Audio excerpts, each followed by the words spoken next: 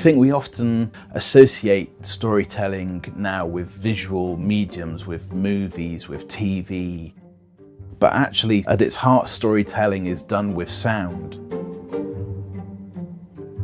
My name's Gareth Fry and I'm a sound designer for theatre, which means I'm responsible for pretty much everything the audience hears when they go and see a theatre show. I got into theatre through music. I had a real sort of love of music when I was growing up. I used to make these mixtapes, and that got me into looking into how to produce music and record it. And then from there I discovered theatre, and the thing that I found that I loved about theatre was that you have this connection with a live audience, and you get to feel and hear and see them react to your work. In my work now, I try not to play it safe. I try to find new, interesting things to do. If you don't take risks when you're creating work, then you're being safe and probably doing something that somebody else has done before. So it's important to look outside the safe areas and to explore those areas where things could go disastrously wrong, but that's where the interesting ideas are.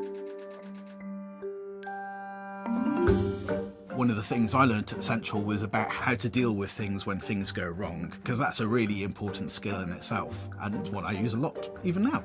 My time at Central was great because it allowed me to discover a way of making sound design and producing music in a space where it's okay to make mistakes, where success isn't the end goal, it's about finding your process, finding your way of doing something.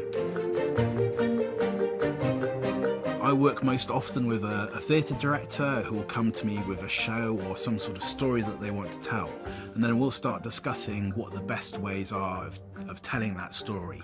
And then my job is to sort of go away and develop some ideas about how we might use sound to tell that story.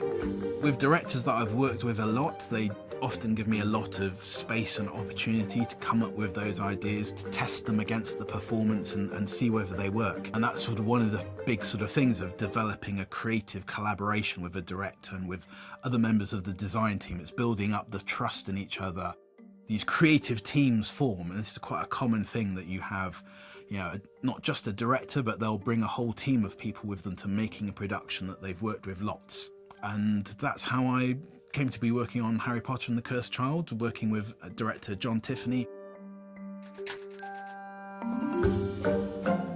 Making Harry Potter and the Cursed Child was this immense responsibility for us because it has a huge following, and one of the great challenges is that it's set in the wizarding world, and within that world everything is magical, and so that means everything has to be created and imagined from scratch, and that's thousands of sounds to be made and created and imagined. So that involved me being in rehearsals for weeks and weeks and weeks, trying different things out, creating different sounds and melding them together with the performance. One of the interesting things with sound design in the last sort of 20 or 30 years is how sophisticated the technology has got. It makes me more like a performer using sound than somebody just pressing play on a CD player. One of the projects I worked on recently was a show called The Encounter, and on that we used this technology called binaural sound, which has the audience wearing headphones. And if I were to breathe in your ear, your brain would tell you that I was really breathing in your ear, and it might even start to get hot.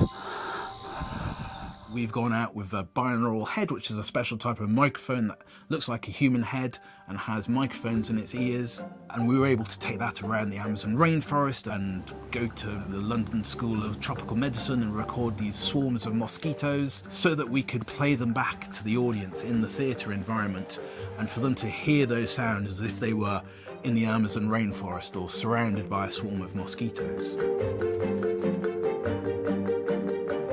Even though the technology has developed massively beyond what we could ever have thought possible, the heart of sound design is still about finding out how to tell that story and to tell it well.